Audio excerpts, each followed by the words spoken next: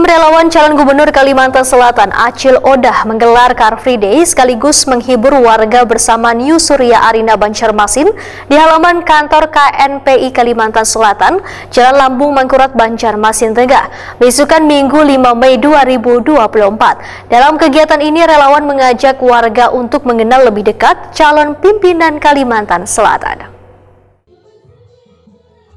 Tim relawan calon gubernur Kalimantan Selatan Acil Odah menggelar Car Free Day sekaligus menghibur warga bersama New Surya Arina Banjarmasin di halaman kantor KNPI Kalimantan Selatan, Jalan Lambung Mangkurat Banjarmasin Tengah, besokan Minggu 5 Mei 2024. Dalam kegiatan ini, relawan mengajak warga untuk mengenal lebih dekat calon pemimpin Kalimantan Selatan. Koordinator relawan Acil Odah Dinjaya Wahitakwani Prima TV memadahakan Raudatul Jannah atau nak akrab di Kiau Acil Odah pada pemilihan kepala daerah gubernur dan wakil gubernur Kalimantan Selatan akan maju bacalon sebagai gubernur Kalimantan Selatan. Tujuan pencalonan ini adalah hendak melanjutkan pembangunan Banua 5 tahun ke depan. Menurut Dinjaya, sebagai tim relawan Acil Odah tentunya berharap di bawah kepemimpinan Acil Odah sebagai gubernur, maka akan ada perubahan gasan Kalimantan Selatan.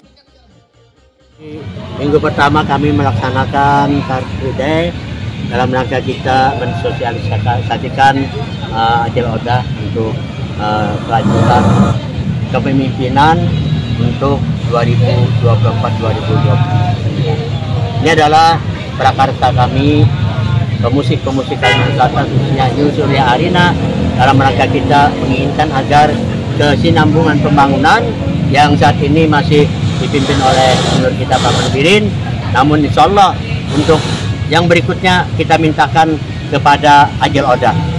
Karena apa? Karena kita sudah melihat bagaimana pembangunan yang dipimpin oleh Pak Manbirin begitu pesat, begitu maju, bahkan nantiasa selalu mensejahterakan kita sebagai masyarakat Kalimantan Selatan. Pada Acil Odah berkeinginan mensosialisasikan ini untuk memberitahu kepada masyarakat agar jangan salah pilih nanti pemimpin yang berikutnya.